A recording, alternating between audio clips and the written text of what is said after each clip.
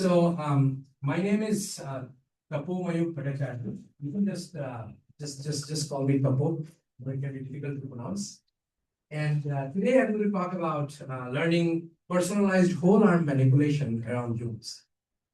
Now to get started, of course, the entire work, like all the work that we are doing, it's done by my fantastic students over here.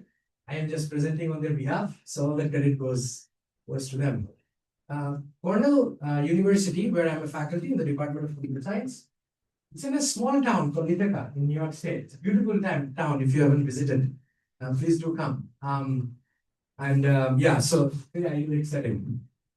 So what does my lab do? My lab works in this area called, basically, we are trying to develop full stack physical robot caregiving ecosystem. What do I mean by this? We develop robots that can help people with mobility limitations, like people with disabilities, old age, to do various tasks. These are called activities of day.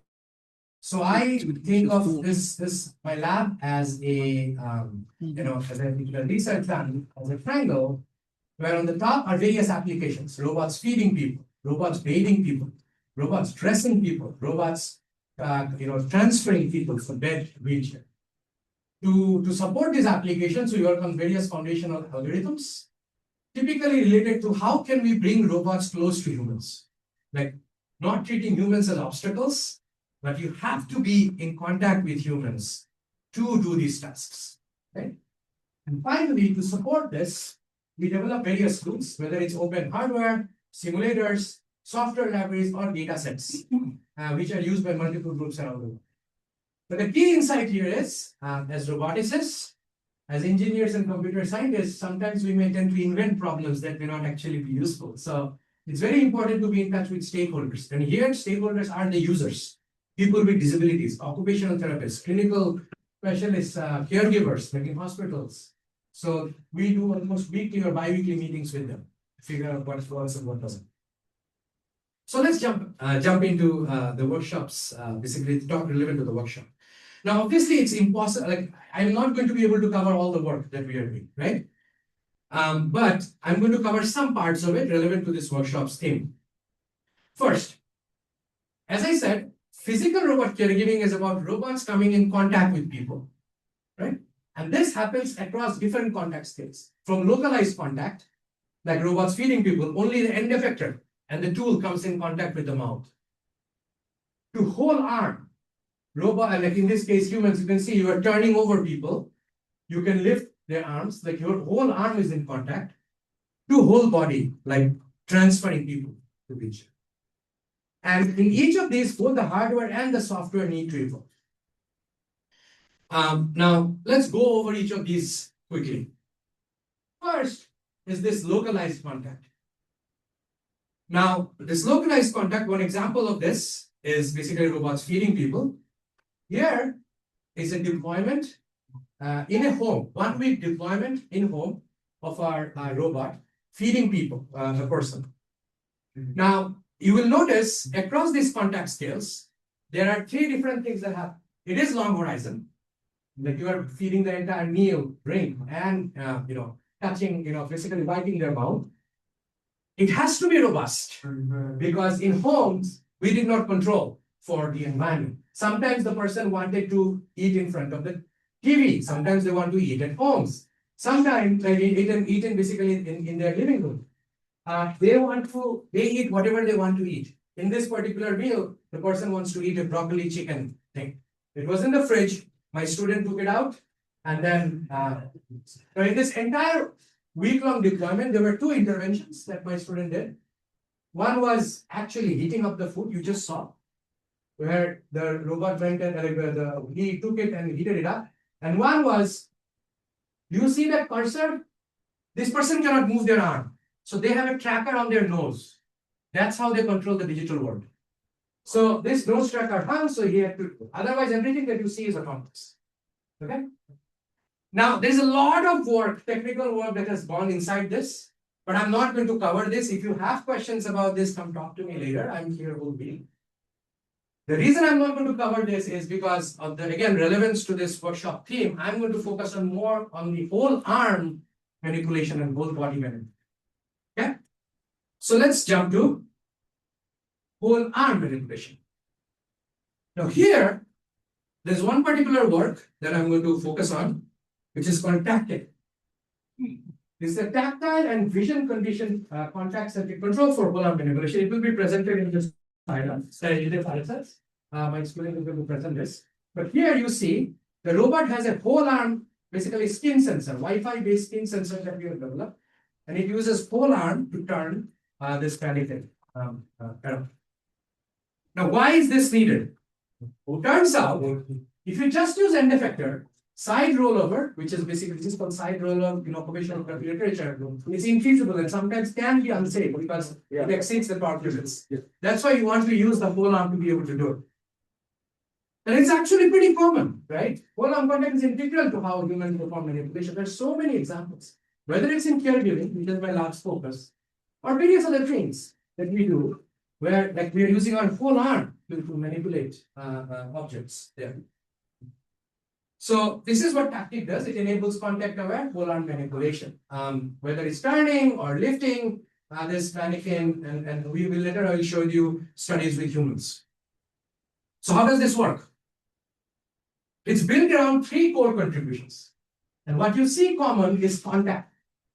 Basically, it's about contact-centric representations, contact-aware sampling, and contact-centric hybrid predictive model. What do I mean by this? First, let's look at contact-centric representation. Of course, we use RGB, but we do not use it directly. What we do is we create a proximity grid based on this, because what we care about is contact. So we use RGB depth and proprioception. We segment this out to get a distance field. We also use the tactile sensor to get the taxal pose estimation. From this, we get a proximity mask. And each of these modalities, we use modality-specific encoders to project this into a latent space. Okay? The reason we call this contact-centric is, again, we are not using these things directly for our latent space. We use this, but in conjunction with what is relevant for the contact task, which is proximity mask. So let's dive a little bit deeper. The idea, what we thought about this quite a bit, the thing was we wanted to generalize this across various environments. So let's say we want to train this on a maze environment. How can we transfer it with just fine-tuning, after fine-tuning on a mannequin human environment? They are very different. Like maze environment is full of cylinders and things like that to mannequins, right? So what we do is we do this occupancy-based representation where we perform segmentation, and then using depth map, we filter the segmentation output, and then distance between the robot, which we know from the proprioception, and the surrounding objects, we generate the ED occupancy. So this is what it results. Even for the human, ultimately it looks like a bunch of these dots, right? Now let's look at a completely different environment. Occupancy grid. You do the same thing, looks at a bunch of these dots. This helps the representation to generalize from one environment to another. It's not zero shot. You still have to fine tune, but that's what we do. Once we have the representation, we have to sample. And this is where we do contact-aware sampling, which is not randomly sampling actions, but what we do is we sample actions that is going to change the normal force that they are going to apply to a human. So we sample actions in this particular region. It's called contact condition shaping. And based on that, we develop these contact-aware action samples. This helps us also apply safety thresholds directly using the idea of friction cones. If you know in manipulation, this is a very well-known thing. So we use this contact-aware samples to do force cone action projection for this. And finally, once we sample actions, we have the representation, we do measures to see what's the best rollout. But here again, the trick is to use both latent state rollouts, which many people like in the robot learning community do, but combine this with analytical rollouts as well. So basically a hybrid approach. Why? Because we want to take the best of both worlds. Using latent model rollouts or latent space rollouts, what we do is it helps us understand what is difficult to get from analytical rollouts, which is when will contacts make or break? What will that helps with this. Kinematic model rollouts tells me a very nice way of saying where will the robot be, and also helps apply like constraints like joint limits and force increases directly on this. And using this hybrid rollout scoring, we get the best rollout and we execute this. So an example of this is like some of these rollouts. As you can see, there is a latent dynamics model, which is the latent rollout, the robot kinematics model, the analytical rollout, and we get like example of some of these cost functions to decide the hybrid scoring is, for example, in latent rollouts, use latent goal reaching cost or force threshold violation cost, and kinematic rollouts we use smoothness, task-based goal reaching. There is no because there is signal directly coming from robots proprioception. There is no need to obfuscate this with latent rollouts. So we use the best of both worlds to be able to do this. Now, and this enables us to do basically what you saw, turning pins and as well as lifting them. Now, one thing that's very interesting is that even though I showed you examples of caregiving, it works in different maze environments as well as other reach and granular environments. And turns out this hybrid rollout, it actually improves the performance of other world models like VJPA2 on reach or Dino world models on granular. Same world model, but you add analytical rollouts on top of this, it improves their performance as well. So it's particularly those, right? And so one other quick thing is, as a part of this project, we have also released an open source exoskeleton for Kinova robots. If you have a Kinova robot in your lab, you can use this exoskeleton to be able to collect demonstrations, as well as this Wi-Fi based skin sensor. In our lab, we have developed a series of skin sensors, artificial skin sensors on robot for whole arm manipulation. But ultimately, we found that having wires is really messes things up, because you cannot, wires will break and it can you cannot deploy this really. So we went with a Wi-Fi based skin sensor with force sensitive resistors all over the arm. Again, it's open source. So once we had that, if you remember, I was talking about personalized whole arm manipulation. Here you saw whole arm manipulation. It is, we are considering safe constraints, hard and soft constraints to be able to do it. But how do you personalize this? And so the idea was this. Tactic gives a reference trajectory, and then priority touch. I'll explain this to you. It personalizes it based on whatever the user is, asking at a certain point of time. So it will adapt this trajectory to adapt to users' preferences. What do I mean by users' preferences? Imagine there is a person who is very old, who cannot move, or a person with a disability lying down on a bed, and the robot is touching all over to be able to help them. What if they say, don't touch me here, apply less force here? How do I still do the task while maintaining this, adapting to the user's contact preferences? And so that's what priority touch focuses on. Primarily, the idea is this. Imagine this is a person lying down, and the robot arm comes in contact with multiple parts of its body, right? On this. Now, suddenly the person says, the preference is explicit. They are using language to say it. They says, oh, I feel uncomfortable around my left leg, or something like that. So what we want to do is we want to adapt the policy, adapt the robot's configuration so that it caters to this user's preference while still being able to do the task. So how do we do this? First, what we do is we have something called a hierarchical controller. What does that mean?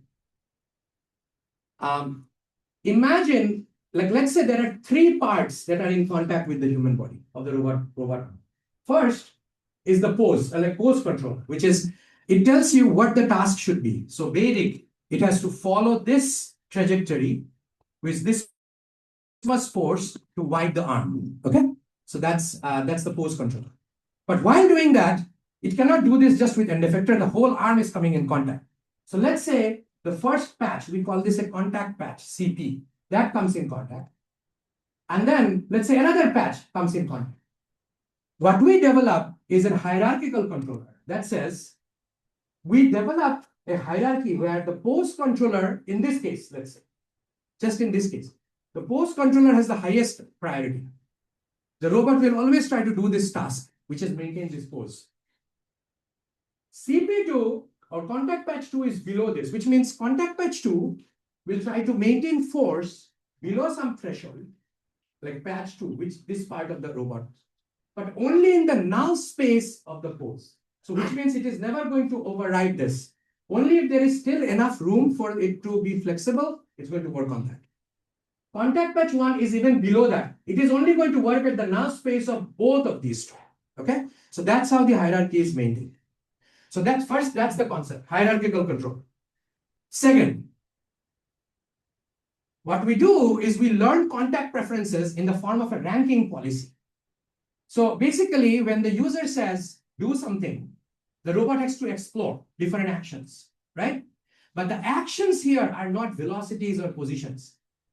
The action here is the ranking of controller itself. Each of this ranking is an action.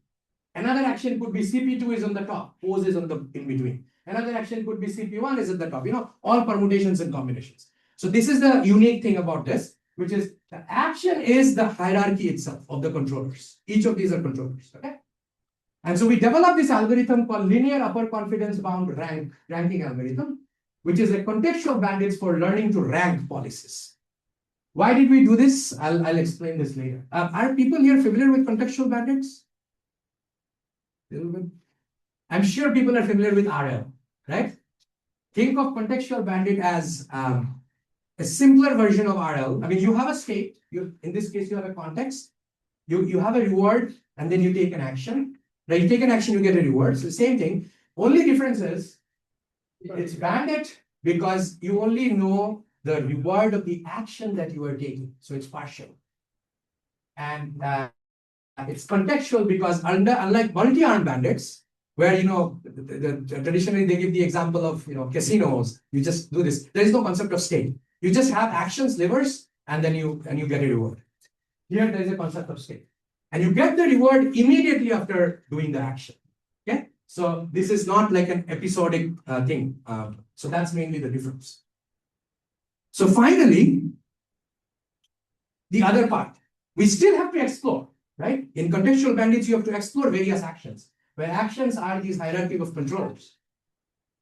These actions to explore, remember, you are in touch, you are in contact with people.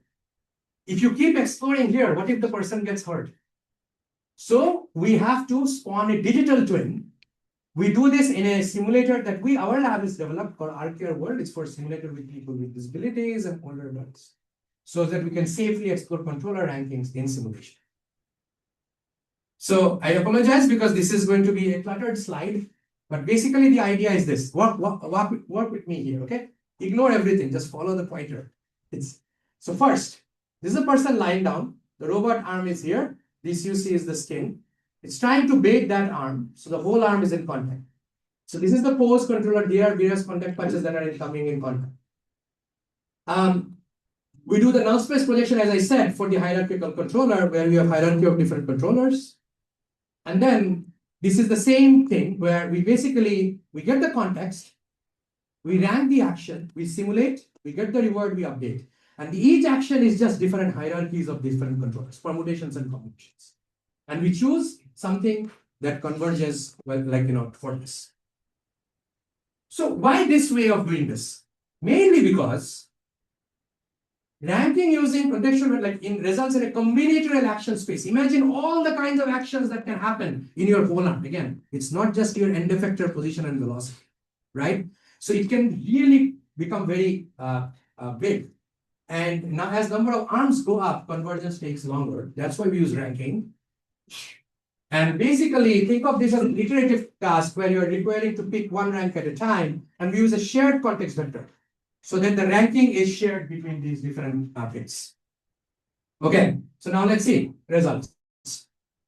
So to start with, we need a prior. So we did a study with 94 individuals to figure out where do people generally like to be touched and how much forces should they apply. Now, obviously, this is private because every user here is different. You may have very different preferences. So this was in collaboration with Toyota Research Institute. And we basically combined with safe biomechanical limits, we come up with a good prior to start with. It's only a prior. Now let's look at how it works. This is a person lying down. This is a robot with a whole arm skin. And here you will see, oh, 1 second. Yeah. Okay.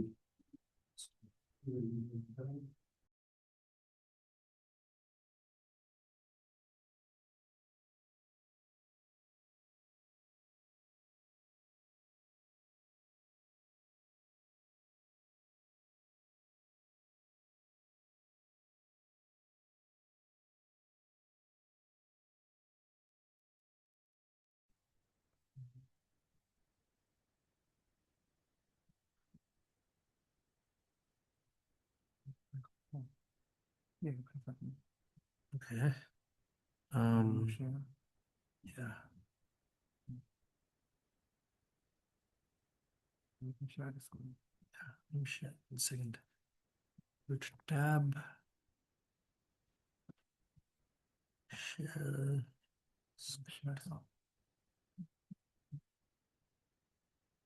Okay. Okay. Hope this works now. Okay. So here you see that different things are coming in contact. Now, this is happening in the real world. User suddenly says, please apply less force on my abdomen. Now, what the robot does, it goes to a safe configuration. Then it starts a digital twin, but it does not have to be a realistic digital twin. What matters is the speed.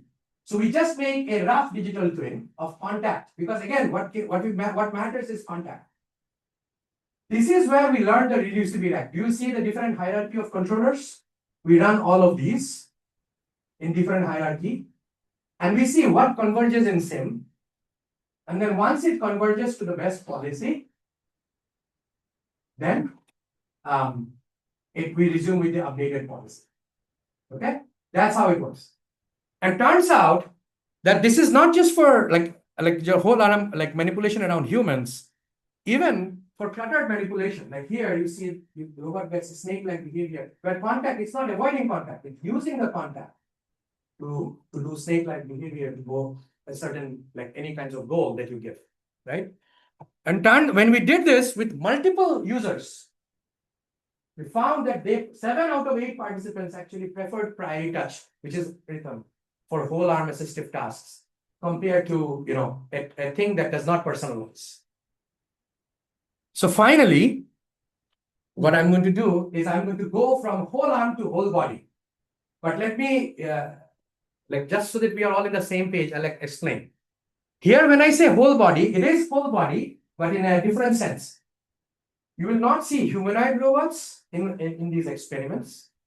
You will see whole body manipulation, but with mobile manipulators. Okay? Well, the mobile, it's not legs, it's wheels. And it's multiple agents around the environment. Why did we go like this? So let's look at this. One example is bed to wheelchair transfer, right? Like we want to transfer people from bed to wheelchair. Let's look at this task. A person is lying down on a bed. There is a human caregiver. They put the sling on the bed. This is this flat piece of cloth that you see. They roll the care recipient over. Imagine again using with the whole arm manipulation things that we did. Like for a robot to do it that way, whole arm contact. And then they tie the strap to the strap of the sling to the patient lift. And then they manipulate the patient lift to lift the person. And then they put them on the wheelchair. That's how caregivers, human caregivers, do this most of the time with people with disabilities. Now we thought, okay, instead of doing this, why can't we have a powerful robot that can just lift people? Henry Evans, this person has hemiplegic stroke. He can only move one finger and a little bit of his, neck. Safety is super important because again, we are talking about deploying these long horizon tasks in homes, right? The reality is that any robot strong enough to lift a human is strong enough to be dangerous. And so we thought, okay, how do we even do this? Like we were just stuck in this form. So then we thought, okay, human caregivers, occupational therapists, how they are doing this? They are using these assistive devices. So let's use an assistive device that already exists, right? One example is a Hoyer sling. If you are not in this field, you would have still seen some of this. These are also used sometimes to lift humanoid robots from point A to point B. Okay, same. These are actually patient lifts. So what is this? This is a mobile base. There is a sling bar with hooks, and this is called the sling sheet.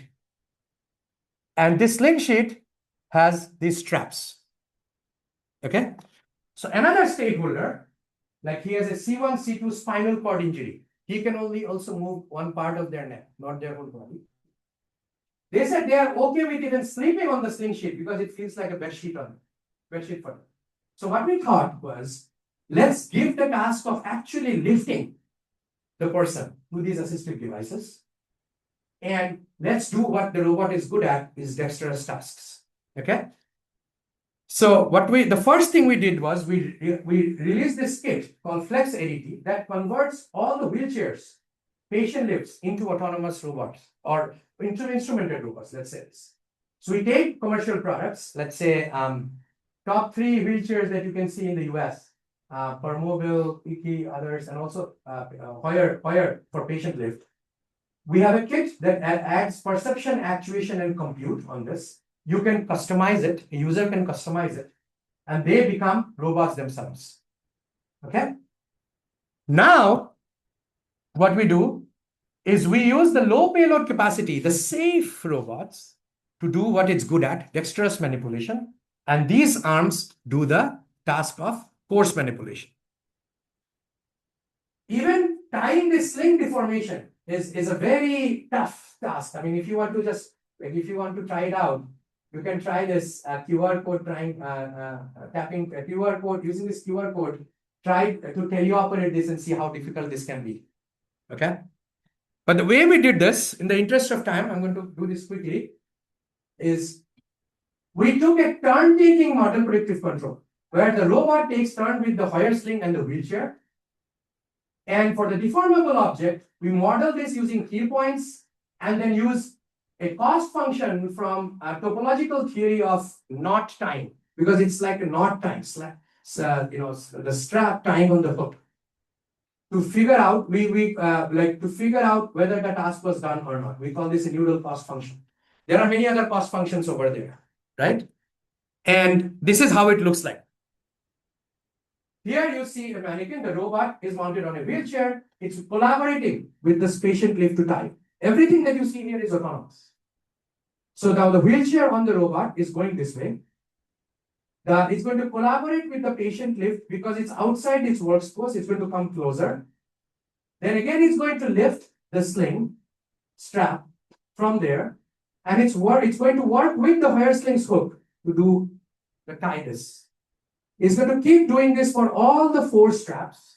And it does this for all these 4 straps. Right?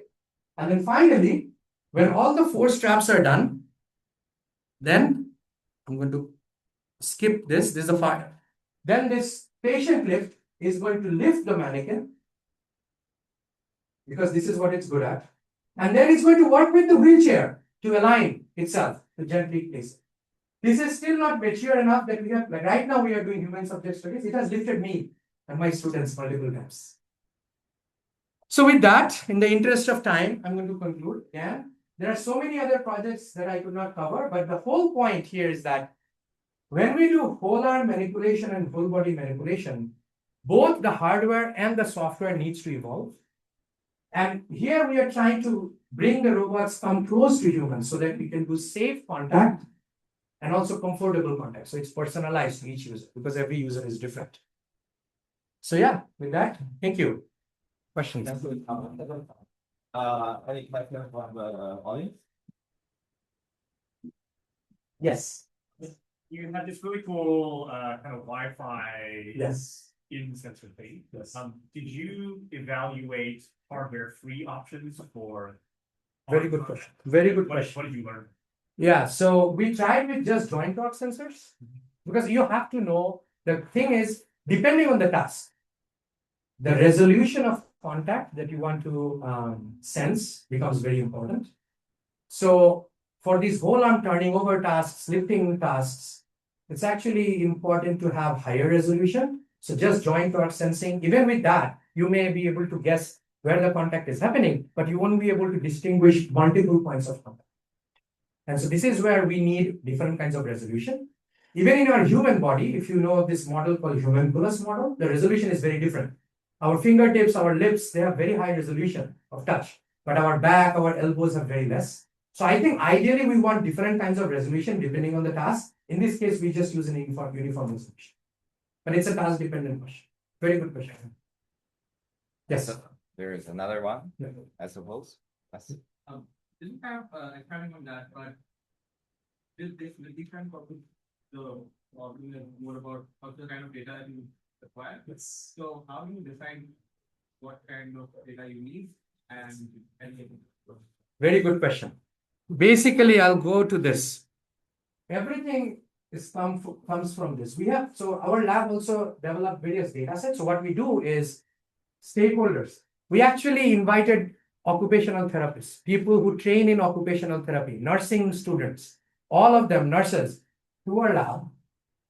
We basically covered the mannequin with whole body skin sensors, with mocap, cameras, gaze where they are looking, talking, like they are describing their actions as they are doing these things. We tried all of these things and we collected data from them to see what they think is what matters and what doesn't.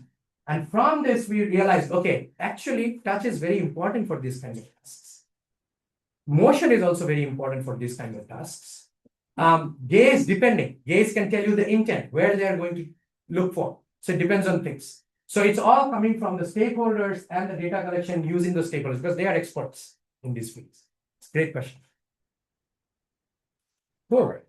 All right. Thank you. I guess that. I have a question. How do you approach the sync to real transfer? Yeah, so there are a bunch of it again, basically two ways. Of course, we try to make the sim as accurate as possible, but it's not needed every time. So if you think about our sim tutorial, I didn't explain I didn't talk about our feeding work, or I explained a little bit our whole arm work. Sim to real, what matters is for the task, what kind of realism is needed. Sometimes visual realism is not needed. What you need is contact information because that's what you care about, right? So it depends on what kind of information you want to transfer. So that's how we are approaching it. It's kind of based on, like, if contact is needed and speed is important for us, we would rather sacrifice visual realism and let it deal with in the real world. Having said that, there is still a lot of gap. Even with contact, right? It's a lot of gap. So what we try to think of is using sim to guide us towards the solution, but not give us exact solution, and then we use real world exploration to actually converge to the. So that's what we do this. It's an unsolved problem. I think with better simulators, faster simulators is going to become better. With more techniques, sometimes you need fine tuning, sometimes it's zero shot. Very rarely in our domain we can do zero shot. We have done once or twice. Always we need fine tuning. But maybe the fine-tuning data becomes less and less. Thank you. Thank you. Thank you for the speaker again. That's